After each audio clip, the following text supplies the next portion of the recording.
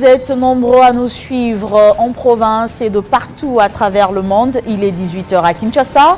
C'est l'heure du grand magazine Kinshasa Direct sur Télé 50. Merci de nous recevoir chez vous. Au menu ce soir, deux sujets. Nous parlerons d'abord élection avec l'invalidation de 82 candidats pour fraude électorale. Le sujet fait encore la une de l'actualité et actualité oblige. Nous allons parler sport à quelques heures du lancement de la Coupe d'Afrique des Nations. Mais bien avant tout cela, place aux grandes lignes de l'actualité avec Jenny Kaembe. Merci Grace Salambo, madame, messieurs, bonsoir et bienvenue sur Télé 50 si vous nous rejoignez.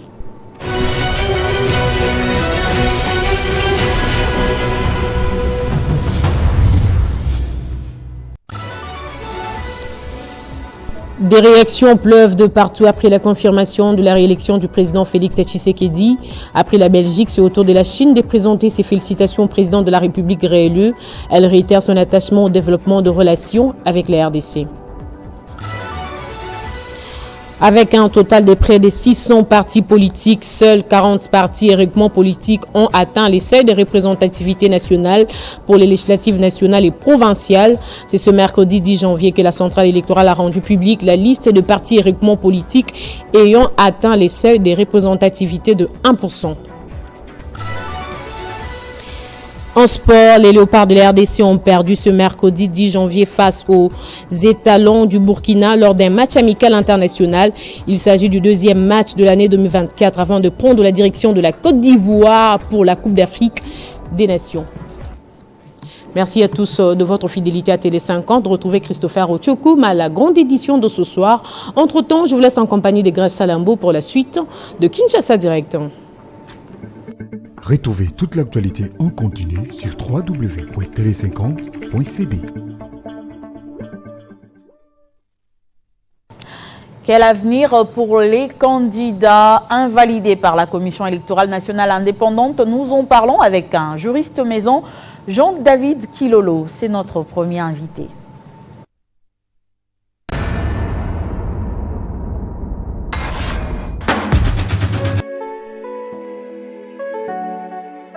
Ambuko Wemby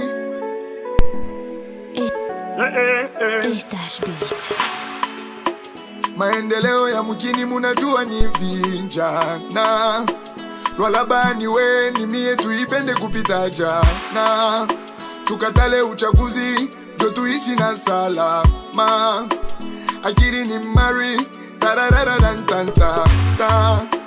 Maendeleo ya mjini munajua ni vijana, lwalabani we ni mie tuipende kupita jana, tukatale uchaguzi jo tuishi na salama, akili ni mari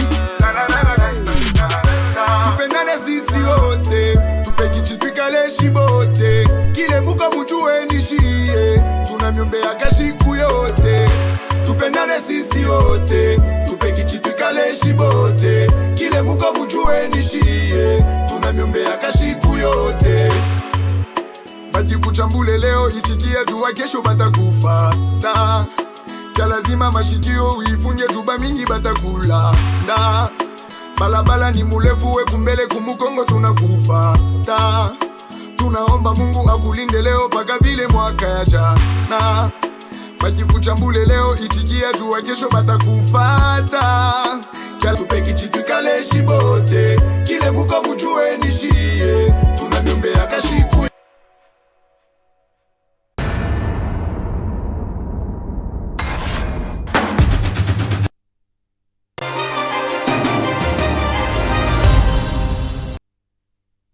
Jean-David Kilolo nous a rejoint sur ce plateau. C'est notre premier invité. Il est juriste maison à Télé 50. Bienvenue. Merci à vous, madame. Merci à tous nos fidèles téléspectateurs. C'est un plaisir de partager ce plateau. Un plaisir. C'est la première fois. Effectivement. Alors, Jean-David Kilolo, que dit la loi en cas de fraude électorale? En fait, normalement, quand il y a fraude électorale, il y a infraction. Et quand il y a infraction, il y a vice, il faut certainement sanctionner. Le fait de ne pas sanctionner, on va tomber dans l'impunité. Alors, c'est ce qui a été fait aujourd'hui. On a constaté au niveau de la Commission électorale nationale indépendante la décision qui a été prise invalidant tous les candidats qui se seraient impliqués dans les vandalismes, dans la fraude électorale et aussi dans l'incitation à la haine.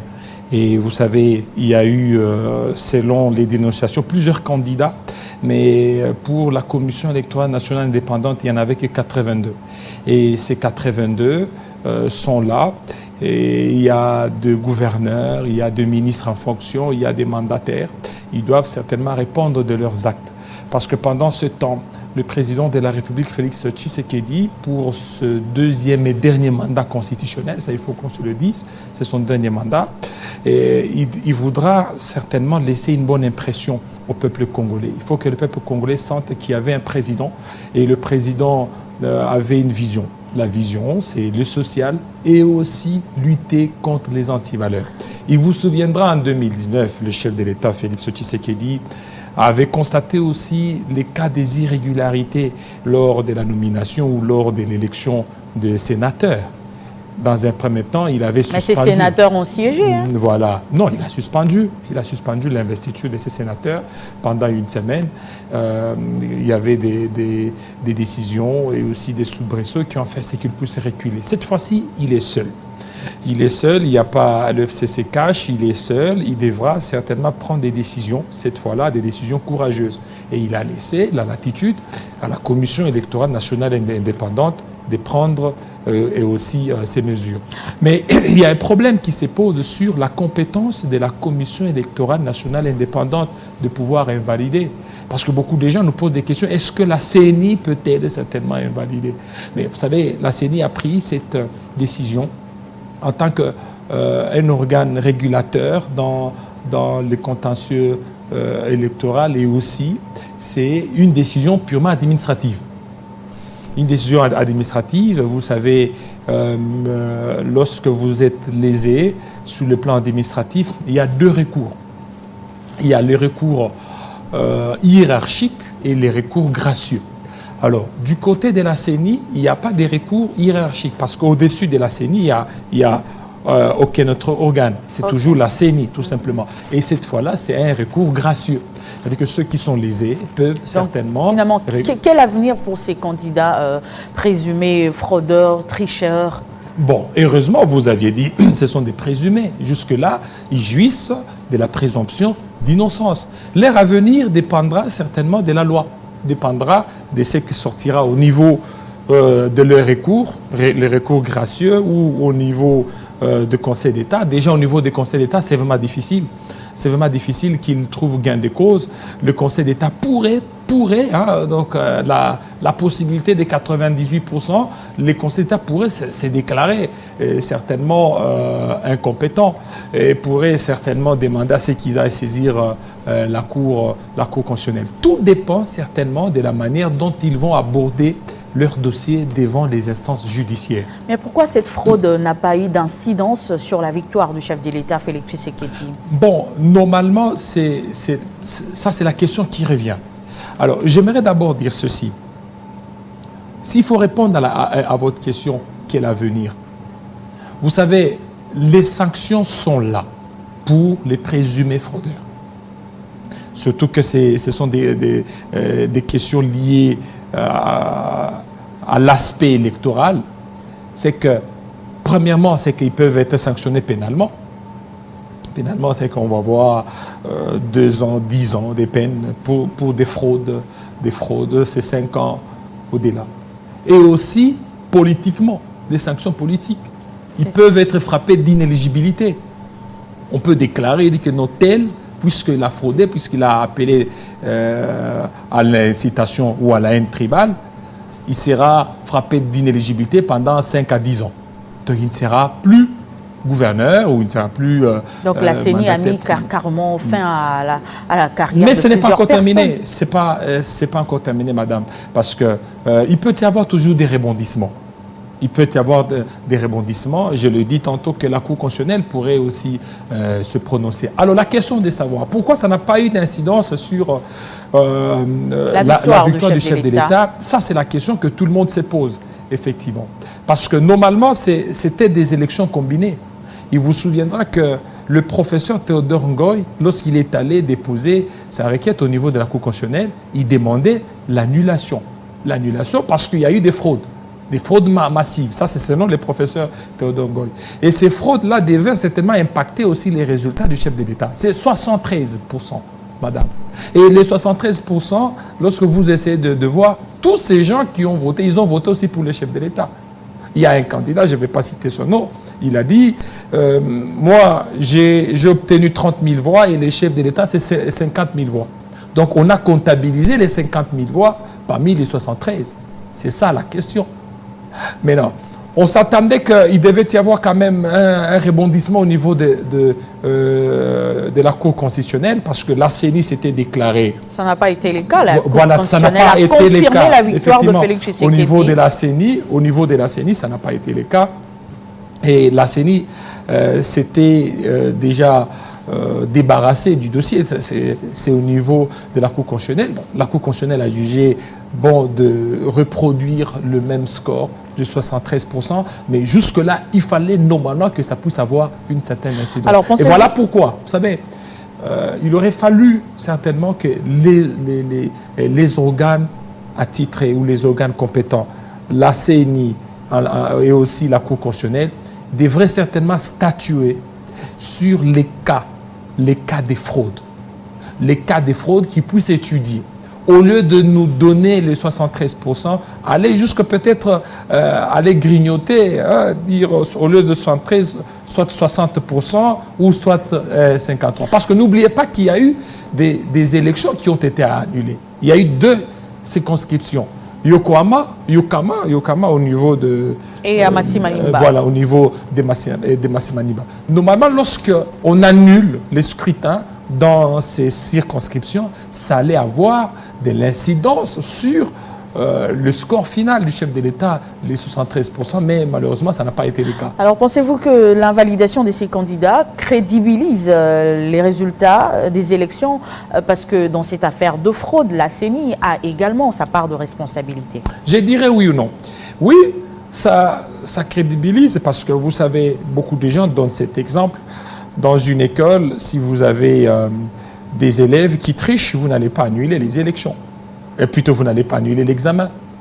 Si vous êtes au nombre de 500 ou bien 1000... Mais ce n'est pas les mêmes contextes, Jean-David Oui, Kilo. je dis dans une université. Je me souviens quand on était étudiant, lorsqu'on parvenait à arrêter des fraudeurs, des tricheurs, on n'annulait pas l'examen. On parvenait à annuler lorsqu'on trouve que c'était l'ensemble. L'ensemble où il y avait vraiment une tricherie à outrance. Mais pour le moment, selon eux, ils disent que ça n'a pas vraiment un grand pourcentage par rapport à ça pour pouvoir annuler. Et dans ce cas, c'est que ça crédibilise certainement les processus électoraux. Mais dans un autre cas, je dirais aussi non. Pourquoi? Parce que lorsque vous essayez de suivre les dénonciations sont multiples. Justement, les dénonciations se poursuivent. Sur les réseaux sociaux, il y a les images qui se multiplient des candidats fraudeurs qui ne sont pas sur la liste de 82. Alors, pour plusieurs observateurs, vous l'avez évoqué, il faudrait annuler ces élections. Effectivement, parmi ceux qui demandent l'annulation des élections, il y a Martin Fayoulou, Moïse Katumbi Chapoué et les autres. Vous savez, parce qu'ils se sont rendus compte que c'est presque dans toutes les provinces qu'il y a eu des fraudes. Il y a eu des gens qui détenaient des machines à voter. Et la plupart, c'est revenu d'une classe politique bien connue. Et que c'était des hauts gradés d'une classe, d'une plateforme. D'où il fallait certainement annuler ces élections. Parce que ces élections donc ces fraudes étaient susceptibles certainement à pouvoir toucher aussi les résultats finaux du chef de l'État. Il vous souviendra que la mission d'observation électorale, CENCO ainsi que SCC a relevé qu'il y avait beaucoup d'irrégularités et ces irrégularités étaient susceptibles de pouvoir entacher les résultats. effectivement. Donc, il fallait aller dans ce sens-là. Laisser comme ça, laisser proclamer le chef de l'État avec le 73%. Pour moi, je dirais qu'il fallait que la Cour constitutionnelle puisse évaluer, que la Cour constitutionnelle puisse certainement étudier les cas des invalidés, les cas des circonscriptions électorales où on a annulé. Qui ont donné également beaucoup de points, beaucoup de Et voix effectivement, au chef beaucoup de de l'État. points. Regardez tous les 82 invalidés. Lorsque vous regardez là où ils ont voté, le chef de l'État a été voté avec des scores staliniens, 93, 99%. Et regardez, il y a 4 gouverneurs. Le vice-gouverneur du Kasaï, le gouverneur de Boloko, Équateur. voilà, Équateur. Vous n'avez qu'à voir les scores. C'est un score insolent du chef de l'État. Lomami, Kinshasa, Gentini Ngobila. Regardez, c'est là où le chef de l'État n'a pas eu de concurrents. Mais pourquoi ne pas tenu compte aussi de cet aspect? Il fallait que la Cour constitutionnelle tienne compte. De toutes les façons, les arrêts de la Cour constitutionnelle sont rendus, on ne peut pas. La loi est dure, mais c'est la loi. Effectivement, Alors, ces la loi est candidats dure, c'est la loi. invalidés sont interdits de quitter le pays alors qu'ils sont encore. Rien ne prouve qu'ils sont effectivement coupables. Est-ce que Et n'oubliez pas que, je le dis tantôt, qu'ils sont présumés innocents. Ils jouissent de la présomption d'innocence. D'innocence, mais ils sont interdits de. Oui, de quitter le effectivement, parce que le ministère public instruit à charge et à décharge. C'est que lorsqu'on amène les accusations, le ministère public devra aussi mener des enquêtes. Alors, à l'issue des enquêtes, de temps exactement, non, combien de temps ces candidats devraient patienter? Le temps de la justice n'est pas le temps des communs. Peu importe le temps que ça peut prendre. Ça peut prendre 3 jours, ça peut prendre 2 ans et ainsi de suite. Pourvu que la justice, pourvu que la vérité puisse se manifester. Le temps de la justice n'est pas le temps des salambos ou le temps des téléspectateurs. Le temps de la justice dépend des enquêtes qui sont menées. Et dans les cas d'espèces, il y a des enquêtes qui sont menées. Il y a des dénonciations parce que la justice devra certainement se servir des résultats ou des enquêtes menées par la commission ad hoc mise en place par la commission électorale nationale indépendante. Parce que tout ce que la commission électorale a possédé comme preuve, elle a remis au niveau de la justice. Et la justice s'est servie et la justice va certainement aussi étudier par rapport à ça. Parce que n'oubliez pas que c'était encore une décision administrative qui a été prise par la CENI. Il faut maintenant une décision judiciaire. Mais est-ce que la justice peut poursuivre ces candidats fraudeurs dont les vidéos circulent sur les réseaux sociaux alors qu'ils ne sont pas sur la liste de 82 de la CENI? Oui, effectivement, parce que la justice ne va pas s'arrêter qu'au 82. La justice va s'arrêter aussi à toutes les dénonciations. Parce que à ce moment où nous vous parlons, la commission ad hoc de la CENI a reçu d'autres dénonciations. Parce qu'il y a plusieurs poids lourds de l'Union sacrée. Je vous dis, il y a beaucoup de dénonciations. Et ces dénonciations, la CENI ne va pas juste le retenir. Il va aussi le renvoyer au niveau de la justice et le procureur va s'en servir pour interpeller toutes les personnes, surtout les personnes où on a vu des vidéos qui continuent à circuler sur la toile. Puisqu'on parlait et des vidéos flagrantes. Vous voyez les noms des gens qui sont en train d'être cités, répétés. Et ces noms-là, je le dis encore, il ne faut pas dire qu'ils sont... Ces noms devraient normalement figurer sur la deuxième liste et jusque-là, selon plusieurs sources, il n'y aura pas de deuxième liste des invalidés. Ça, ce sont des sources, ce n'est pas la décision finale de la CENI. Ce n'est pas la décision finale de la CENI. Parce qu'il y a plusieurs noms. Les 82 noms, c'était dans un premier temps les enquêtes. Et les enquêtes, la CENI a promis, la CENI a dit que les enquêtes devraient se poursuivre. Et les enquêtes se sont poursuivies. Il y a des noms qui se sont ajoutés et des grands noms. Des grands noms.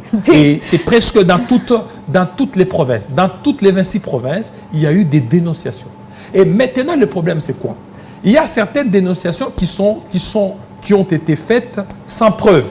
Sans preuve. Donc, seulement au niveau de la masse, les gens sont allés. Il y en a qui parlent d'acharnement, de complot. Ce que je dis, c'est qu'il y a des gens qui dénoncent seulement sans preuve. Mais lorsque vous dénoncez sans preuve, il vous sera difficile que votre dénonciation puisse aboutir. Et ça sera vraiment difficile. D'où il faut avoir des preuves. Des preuves, en l'occurrence des vidéos et aussi autre chose. Parce que si vous n'avez pas de preuves, ça sera juste des dénonciations qui seront des dénonciations calomnieuses. Et les gens qui se voient être certainement frustrés par ces dénonciations, ils peuvent aussi porter plainte. Contre ces personnes. Voilà, contre ces personnes. C'est comme par exemple le gouverneur Jean-Tini Ngobila, il a porté plainte. Il a porté plainte contre la CENI. Parce que la CENI aurait certainement touché à sa réputation. Et alors, si on parvient à étudier les cas sous examen, par exemple le cas de Ngobila, on dit que Ngobila n'a jamais détenu une machine à voter. Et cette fois-là, la CENI devra certainement dédommager Ngobila. Vous voyez? Donc, c'est bien d'apporter des dénonciations, mais il faut avoir des preuves solides. Et la CENI avait des preuves solides contre les 82 invalidés, mais jusque-là, je continue à le dire, ils sont encore présumés innocents. Innocents. Jean-David Kilolo, merci d'avoir répondu à notre invitation. C'est moi qui vous remercie. On se retrouve dans un instant pour le deuxième invité.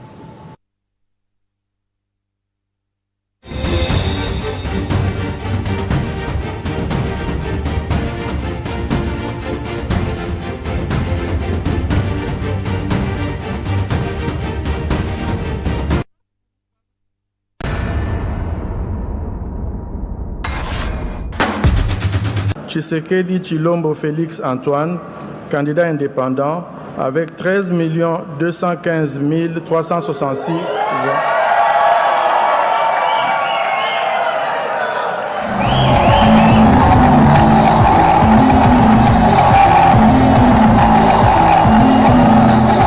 Peuple congolais, ezalaki nde likambo ya mabele. En effet, ces élections étaient l'occasion de défendre notre terre, ce précieux héritage que nous ont légué nos pères fondateurs après l'avoir farouchement défendu au prix de leur vie.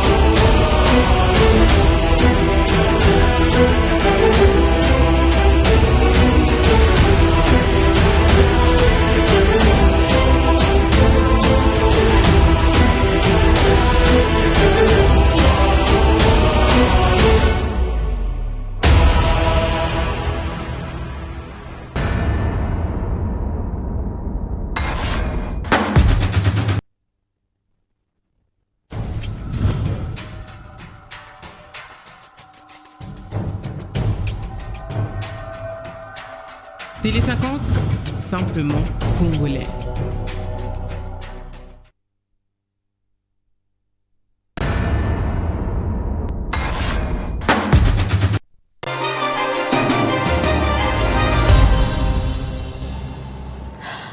La Coupe d'Afrique des Nations est l'événement le plus attendu sur le continent. À partir du 13 janvier, 24 meilleures équipes nationales d'Afrique vont s'affronter pendant un mois de compétition intense en Côte d'Ivoire. Et parmi ces équipes, l'on compte les Léopards de la RDC. Vous avez compris, nous allons parler sport avec Christian Bokaya. Il est sportif maison, bienvenue. Merci. C'est un plaisir de partager encore ce plateau avec toi.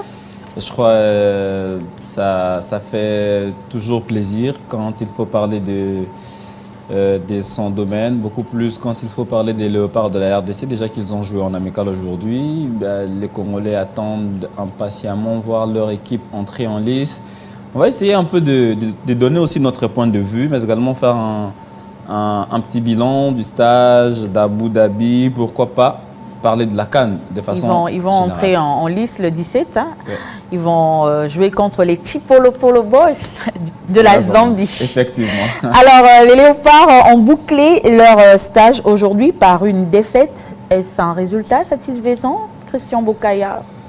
Non, c'est pas satisfaisant parce que quand on dit match amical, c'est-à-dire match de fixation, on part jauger en fait les niveaux des joueurs, de l'effectif. Alors là, on a fait un match nul contre l'Angola, c'était bien sûr samedi et aujourd'hui, enfin, on perd contre les étalons du Burkina. Bref, tout ce qu'on peut dire par rapport à ces stages-là, c'est qu'il se clôture avec un bilan négatif. Le bilan, il est négatif puisque les Léopards n'ont marqué qu'un seul but depuis le début de ces stages. Disons, les 2 matchs amicaux qu'ils ont livrés sur place, ça craint.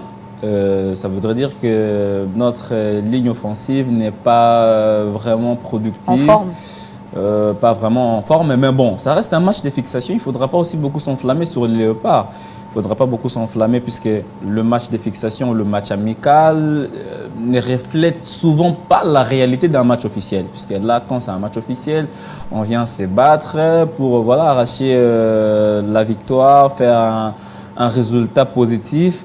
Peut-être Sébastien et ses poulains n'ont pas voulu prendre les risques des blessures, puisqu'on l'a vu avec les Nigeria. Le Nigeria qui a perdu un de ses pions majeurs lors d'un match de fixation. On risque, s'il y a beaucoup d'engagement, on risque de perdre un joueur à la veille d'une CAN.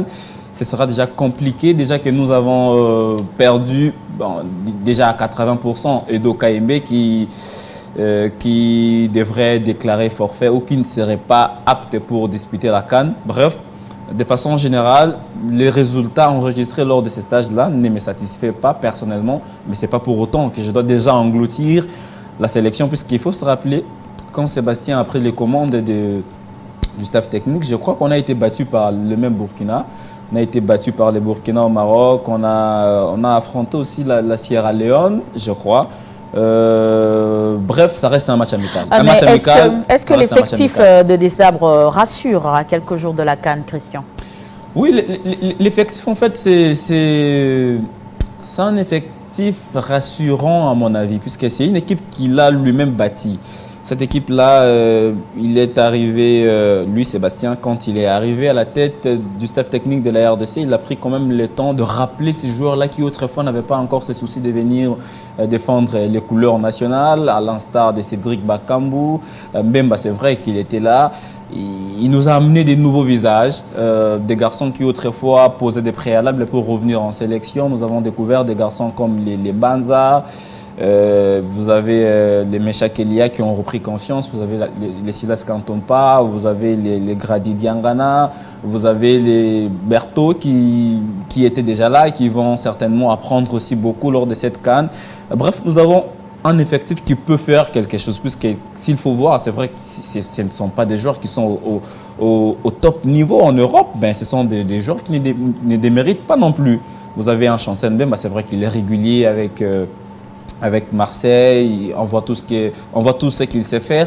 Et puis vous avez Wissa Yohane avec Brentford, vous avez Dokaembe, Watford, vous avez les garçons comme les Mecha Kelia avec Young Boys. On a vu ce qu'ils ont pu faire lors de la Ligue des Champions. Vous avez un garçon comme Simon Banza avec Braga. On a vu ce qu'ils essayent de faire même en championnat. Bref, nous avons un effectif capable de rivaliser les cadors du continent, quitte à nous maintenant de se donner à fond, puisque là, vous pouvez être meilleur, mais on saura juger votre niveau par rapport à ce que vous donnez comme rendement. Ça veut dire ils devront maintenant se donner à fond, se battre, parce que là, la CAN arrive. Il ne faudra pas jouer la CAN comme si vous jouez des matchs amicaux. Il faut vraiment se donner à fond. S'il faut se blesser, alors monsieur ou madame, blessez-vous pourvu que la nation puisse être honorée. Parce qu'il faut toujours rappeler, lors de la CAN au Cameroun, la RDC a été absente. Ce comeback devrait être un comeback avec force et vraiment il faudra se donner, se battre jusqu'à la moelle épinière pour honorer la nation. Alors dans le groupe F, est-ce que la RDC peut sortir la tête? Ça reste un groupe très compliqué à mon avis. Pourquoi j'ai dit très compliqué? Parce que tout le monde a les yeux rivés sur le Maroc. Quand on parle du Maroc, on regarde sa dernière performance en Coupe du Monde. C'est bien sûr la demi-finale. Le Maroc joue la demi-finale. Mais bon, il ne faut pas minimiser la Zambie. Et la Zambie, ça reste quand même une des équipes comme ça difficiles à manœuvrer avec les Patson de Dakar, et les Fashion de Sakala, des garçons qui peuvent toujours faire mal. En fait, même en 2012, personne ne pouvait croire que les Chipolopolo allaient gagner la CAN. C'est une des équipes un peu difficiles dont la forme reste dubitative. Vous ne savez pas, la Zambie fera quoi? Ils sont insaisissables, c'est ça? Ouais, voilà, insaisissables. Alors, il ne faudra pas minimiser aussi la Zambie, parce que déjà nous commençons contre la Zambie. Moi, je ne cesse de le dire. Le match le plus difficile pour les Léopards dans ce groupe, c'est le match contre la Zambie. Pourquoi? Ça reste le premier match. Quand vous gagnez le premier match déjà, vous allez aborder le Maroc avec beaucoup de confiance.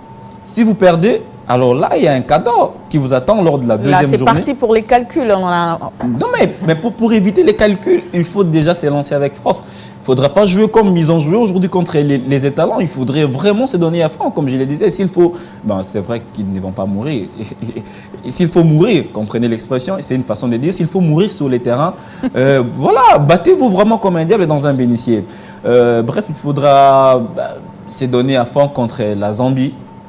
Parce que la Tanzanie, c'est vrai qu'on ne peut pas aussi la négliger, parce que les TFA Stars ont accroché hier les Lions indomptables du Cameroun, un but partout. Ils envoient déjà un message fort, ça veut dire dans ce groupe-là, on ne viendra pas en victime expiatoire, que vous soyez la RDC, que vous soyez le Maroc, messieurs, nous on viendra faire le job. Mais bon, techniquement ou sur le papier, la RDC aura un mot à dire dans ce groupe. C'est vrai que le Maroc, dans ce groupe-là, a toutes les chances ou a tous les arguments solides de pouvoir sortir la tête, mais il devra transpirer face à la RDC. Alors s'il faut déjà éviter les calculs, il faut négocier match par match, c'est-à-dire prendre déjà le point contre la Zambie, éviter les erreurs. Non, comme c'est le premier match, on va voir comment faire mieux lors de la deuxième ou la troisième journée, ce sera déjà compliqué. Vu l'expérience, parce que je l'ai dit, je le rappelle plutôt, ce groupe-là est capable d'aller, c'est un groupe de défis. Ce groupe est capable de nous prouver ce que personne ne peut croire. Déjà que nous avons mal commencé les éliminatoires de la CAN avec 2 défaites contre le Gabon, contre le Soudan. Avec Sébastien, on est parvenu à battre la Mauritanie. Ici, avant d'aller prendre un point à knock-shot, ensuite gagner le match sur tapis vert, battre le Soudan, aller battre encore le Gabon à Franceville. Ça voudrait dire que c'est un groupe qui est déterminé à faire quelque chose. Maintenant, ils doivent comprendre qu'ils sont là. C'est vrai que la CAN, ça reste un bonus. Mais messieurs, mouillez les maillots, battez-vous pour que la nation ne soit pas déshonorée. Alors, mais sur le terrain, ça sera très difficile. Christian Bokaya, y aura-t-il des réglages à faire avant de se lancer ou pas? Certainement. Certainement, il doit y avoir des réglages puisqu'on attendait quand même un résultat positif. Ce résultat n'est pas venu. Alors sur place, il faudrait rectifier les tirs, voir ce qui n'a pas marché pour essayer de colmater les brèches, question d'être déjà prêt face à la Zambie, parce que je ne cesse de le dire, ça reste quand même une nation difficile à manœuvrer, une nation dont la forme n'est pas vraiment connue, une nation qui monte en puissance, une nation qui peut toutefois aussi surprendre la RDC. Des réglages à faire, oui, il faudra déjà s'acclimater sur place, à San Pedro, s'habituer avec la pelouse de Laurent Pokou, là où est basé bien sûr le groupe F. Alors, sur place, il faudrait voir qu'est-ce qu'il faut faire, même s'il n'y aura pas de matchs amicaux, parce que selon le programme, on avait que 2 matchs test à disputer à Abu Dhabi. Ils voyagent déjà demain. plutôt vendredi les 12. Dès qu'ils sont sur place, c'est vrai qu'ils vont effectuer les derniers réglages. Sébastien, peut-être demain, il va laisser le joueur au repos. Vendredi, ils prendront la direction de San Pedro. Une fois sur place, ils devront en tout cas effectuer les derniers réglages pour être prêts. Parce que là, on rappelle que le premier match de la RDC, c'est bien sûr le 17 janvier, vous l'avez d'ailleurs dit, contre la Zambie. Déjà, si nous jouons le 17, nous allons jouer le 21. Certainement qu'on aura 2-3 jours de repos pour voir comment étudier l'adversaire et voir ça. Alors, il y a la question de la prime. C'est déjà réglé ou pas? Parce que c'est ce qui démotive souvent les joueurs. C'est déjà réglé ou pas, vous qui êtes dans le monde sportif? Alors, le ministre des Sports et Loisirs était l'invité de Télé 50 ce matin. Il a essayé d'embrayer sur la question de la prime. Il a rassuré que les joueurs vont déjà toucher leur prime de stage à Abu Dhabi avant d'entrer en liste, c'est-à-dire avant le 17 janvier. Leurs comptes seront crédités, c'est-à-dire ils auront leur prime des 3 matchs contre la Zambie, le Maroc, mais également la Tanzanie. C'est ce qu'il nous a rassuré, en tout cas de ces côtés-là, il nous a rassuré qu'il n'y aura pas de phénomène 10% comme ce fut le cas un peu où le joueur réclamait leur prime. On l'a vu, hein, en tout cas lors du championnat d'Afrique des Nations en Algérie où certains joueurs ont failli boycotter ou sécher les terrains faute de primes. Mais cette fois-ci, le ministre des Sports et Loisirs, François Kaboulou Mona Kaboulou, a rassuré l'opinion que les joueurs leurs comptes seront crédités déjà pour le stage. C'est peut-être en cours. Avant de jouer la Zambie, déjà disons le mercredi prochain, tout sera prêt. Bon, c'est une façon aussi de les motiver, même si ça ne fait pas l'unanimité. Il y a d'aucuns qui estiment qu'ils ne devraient pas toucher leur prime en intégralité quand on sait qu'il y a une prime pour un match nul, une prime pour la victoire, une prime pour la défaite. Vous pouvez recevoir, en fait, selon certains analystes, si les joueurs perçoivent leur prime, ils se diront peut-être, bon, nous avons déjà ce qu'on était venu chercher, 3 primes, c'est déjà, et puis bon, voilà, quels que soient les résultats, nous, on a déjà notre argent. Mais je ne pense pas vraiment que ces joueurs-là, à le voir, vont lâcher aussi facilement. C'est vrai qu'on peut s'enflammer sur ce qui est arrivé, mais moi je suis en train de voir une équipe de la RDC capable de surprendre plusieurs amateurs du football congolais ou carrément plusieurs amateurs du football continental, parce que là on s'est dit la RDC vient de nulle part. Mais, au regard de ce qu'elle a pu faire lors des éliminatoires de la CAN, on s'est dit c'est possible d'aller faire mieux, mais il y a encore des inquiétudes. Nous avons terminé l'année 2023 par une défaite contre le Soudan. Là, c'était aux éliminatoires de la Coupe du Monde. On termine le stage par une défaite contre les Burkina. Bon, ça reste un match amical, mais il faut voir comment on va aborder le tout premier match. C'est vrai qu'ils sont conscients. Le coach, les sélectionneurs a vu les niveaux de son équipe, de chaque joueur. Les joueurs aussi sont conscients de la mission leur assignée par la nation, puisque le Congo, c'est une nation de football. Ce sera quand même aberrant ou ignoble de voir les Congos quitter la compétition au premier tour. Il faudrait, dans une CAN où il y a 24 pays, où on a encore la possibilité de récupérer le meilleur troisième. Donc, je ne pense pas qu'ils vont quitter la compétition au premier Alors, tour. on va parler des délégations qui se bousculent pour se rendre en Côte d'Ivoire. Est-ce qu'il y aura de la place pour tout le monde? Est-ce que c'est bien organisé? Parce que dernièrement, on avait accusé plusieurs autorités de ramener des personnes, les membres de leur famille non qualifiés en compétition. Alors, qu'est-ce qui est prévu pour cette CAN? Je crois, grâce au moment où nous parlons, c'est vrai que les gens sont très bousculés. Mettez-moi telle personne, nous avons tel quota, nous avons dit ceci, nous avons dit cela. Si tout dépendait de moi, on devait qu'amener les vrais acteurs. Les vrais acteurs, ici je parle des animateurs, des journalistes. C'est ça. C'est vrai qu'il y a aussi des structures. Bon, quand on dit structure, allez-y, les amis des léopards et tout ça. Les amis fidèles des léopards. Parce que là, vous avez des structures, hein. Les amis fidèles des léopards. Les amis fidèles des léopards. Il y a même des députés, les députés des léopards. Ça encore, vous voyez des ministres et des députés qui se bousculent pour aller aller dans une compétition officielle. Déjà qu'ils perçoivent 21 000 $ le mois. aller en Côte d'Ivoire, je crois, vous n'allez dépenser que 3 000 ou 4 000, 21 000 plus on appelle ça comment? Les invisibles. Voilà, les invisibles. Si vous dépensez, excusez, plus, c'est 5 000 $. Monsieur, pourquoi venir rétrécir ou voilà, empêcher à ces animateurs-là de voyager? Parce que déjà, l'objectif ici, comme je le disais tantôt, pour ne pas me répéter, c'est amener les journalistes qui vont travailler. Mais bon, les journalistes aussi, en principe, les organes de presse devraient payer les billets pour ces journalistes. S'il faut rester dans la logique. Mais de son côté, le ministère des Sports et Loisirs voit ce qu'il peut faire, même si les quotas de 20 journalistes qui devront voyager, les animateurs, c'est 40, et puis bon, d'autres places, c'est pour les entre guillemets honorables et sénateurs.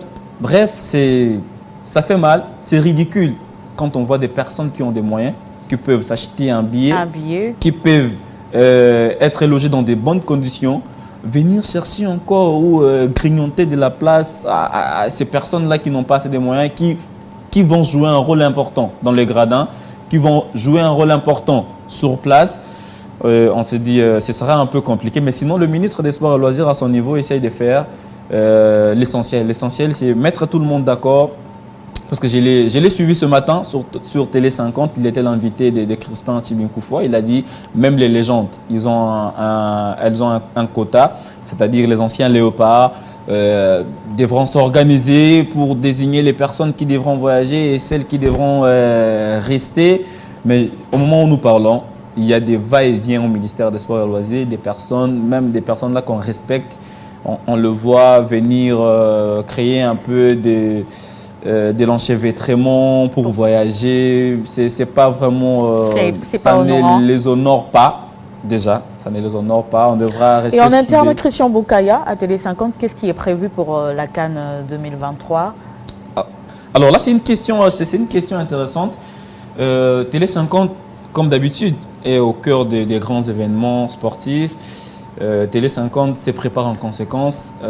L'équipe, les Desk Sport, en connivence avec la hiérarchie, on essaye de préparer vraiment cette Coupe d'Afrique des Nations d'ici le 15, si tout va bien. On espère qu'on aura quelqu'un sur place pour avoir les coulisses des léopards, l'ambiance sur place, des reportages. Et puis il y aura une équipe qui restera à Kinshasa, question d'assurer les arrières. Dans toutes les grandes éditions, selon ce qui est prévu, excusez-moi, dans toutes les grandes éditions, que ce soit de la mi-journée ou les éditions vespérales, il y aura comme ça des reportages, les coulisses des léopards, faire un point de vue ou faire une situation générale sur la compétition dans de matinales, pourquoi pas aussi le journal des sports, parce qu'au moment où nous parlons, il y a déjà Cédric qui peaufine quelque chose d'intéressant, parce qu'il y aura un journal spécial Cannes 2023, où on va s'étendre, où les gens auront la possibilité de pronostiquer. Bref, il y aura une équipe à Kin, il y aura une autre équipe au pays des éléphants. Peut-être que ce sera aussi avec Grace Salam, parce qu'elle aussi, je la vois un peu se bousculer pour le voyage. Peut-être qu'elle sera de la partie. Christian Bokaya, merci d'avoir répondu à notre invitation. C'était un plaisir de partager ce plateau avec vous. Le plaisir est partagé, Grace. Le plaisir est partagé également avec nos téléspectateurs. Ils sont nombreux à nous suivre. Nous souhaitons bonne chance aux léopards. Et ce grand magazine Kinshasa Direct, c'en est fini pour aujourd'hui. Je laisse la place à Christopher Ochokoum pour la grande édition du journal.